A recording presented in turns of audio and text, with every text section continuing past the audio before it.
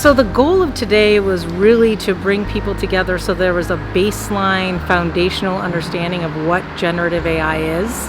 And it's really important because it crosses not only the community and different departments, but also the county, the educational system. It has implications for the workforce and for training.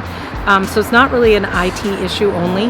It's important for us to first identify how we're going to interact with them, what AI technologies we could leverage to improve not only public safety, but how we operate and function and provide what our residents expect from their local government.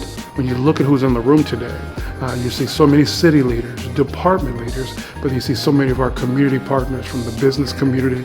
I see nonprofit leaders in there, education leaders in there, everyone coming to the table so we can have the conversation on AI and how best to plan for the future of Aurora, the future of our world, in all honesty. Most positive things about this session, more than anything else, is bringing the right groups together to have those conversations, to understand what their needs, concerns are, and thoughts are. What are the dangers and what are the benefits of using AI? And today the session was how city can benefit using Gen AI and how we can help the residents get the benefit out of it. So I think in local government, we struggle to know what's actually happening in the market and how it's impacting different businesses and what the potential use cases for emerging technology might be. I think there's no question that this has to be a collaborative effort, including private and public partnerships. Without the cooperation of the public sector, the private sector can do it when it comes to AI initiatives.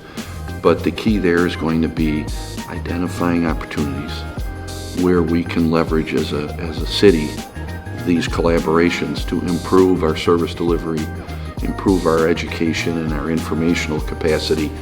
And really, one of our pillars has been workforce development and education.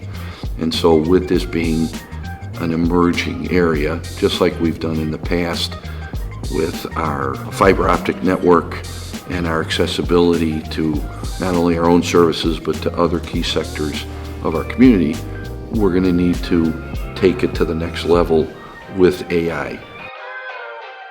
Because I think we all share different fears, from privacy concerns to bias concerns. I'm not sure just yet about how it's going to impact the community from an equity perspective. A couple of things I know is that there's bias going into the data set, then there's going to be bias coming out. And so I think we have to be careful there. I think we also have to be careful with increasing that digital divide. You know, we don't want the technology to get too far ahead of us. And we still need to retain that human element and human importance, because at the end of the day, even though those AI platforms can have emotion and they can generate discussions and talk, we don't want to lose the fabric of our society. You know, we're out there dealing with the human element every day.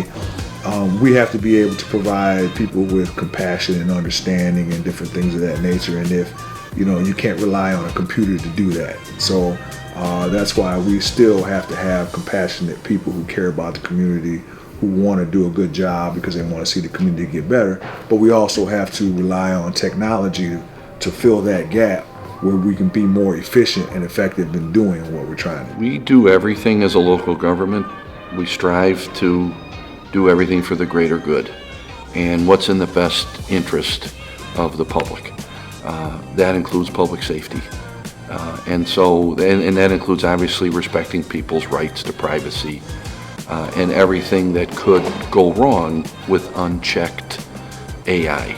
And so meetings like today, discussion with partnerships and collaborations are ways that we've started to put in some safety measures. When you have sessions like this where the education is there, you know, the training is there, you just smell and miss, you're just being so open and transparent what the city is doing. Exciting, and I'm excited to see that the city of Aurora is really spearheading some of this work and really investing in training its employees and thinking about all the ways that they can use this technology. We said we're the city of lights, and a couple of years ago we said, you know, because of our focus on technology, we're now the city of light speed. We hope to be one of the leading cities taking on this topic and getting it out there to the community.